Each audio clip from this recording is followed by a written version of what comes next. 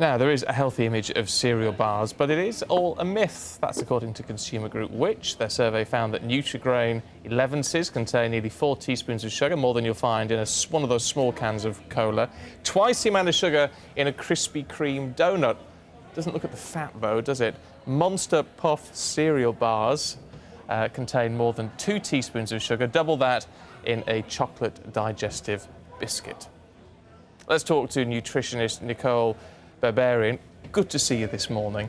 Good to see you. I don't want to sound smug, I'm not remotely surprised about this, but I never eat anything without looking at the nutritional information. Why is this a great revelation? Well, of course, it isn't a great revelation if you have read the ingredients, but there seems to be a problem. Clearly, this is picked up in how these cereal bars are being perceived. If they're perceived as the healthiest breakfast, clearly even the manufacturers aren't saying that's the case, and one of the manufacturers even said they bake them in the same way they do muffins and cakes, and they're surprised that it's being picked up as this. So yes, if you read the labels you will see, but there is a variety, there's a spectrum. They do vary in amounts and in ingredients, but yes, some of them do come rather close to the biscuits and the chocolate bars. And so what are the problems? I mean, obviously levels of sugar, I mean, on top of, you know, whatever other carbohydrates are in there, plus fat levels, presumably, and but you're getting all that in a fairly small bar, and I guess a lot of kids are eating 2 or 3 of them.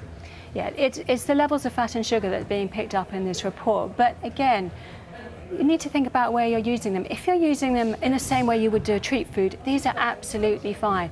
You picked up, if you have 2 or 3 of them, that's when you start to get to levels that are going to be a concern. Put it another way around, put them with maybe a glass of milk and a piece of fruit, and you're going to get some balance again. But that's the problem, people aren't using them as a treat food, particularly parents. They're thinking, if I can't get to an apple or a banana for a quick burst of energy, a cereal health bar will substitute. But it's like giving them chocolate biscuits. Well, the first point to make is breakfast is something that we're always trying to encourage, and something is better than nothing.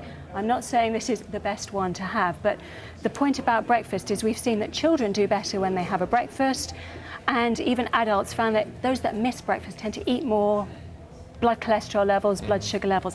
But obviously there are much easier ways to do a quick, healthy cereal, and they're not so far-reaching to get a handful of cereal, cover it with some milk, maybe put some fruit alongside it, and it's pretty quick. Yeah, final thought, we always want the quick fix on this. I mean, this is the problem, isn't it? We think if something is advertised as being supposedly healthy or looks healthy, then we'll go for that rather than taking the effort to make a bowl of porridge or whatever. Still, if you want a quick fix, you've got the quick cereal. Getting a low-sugar cereal, pouring some milk on it doesn't take long. If you want to grab something and go, grab a piece of fruit, a glass of milk, and you're ready to go. Yeah, it's a cliche, but it's a true one, isn't it? A balanced diet, and everyone's all right. Yes. Nicole, really good to see you. Thank Pleasure you. to see you too.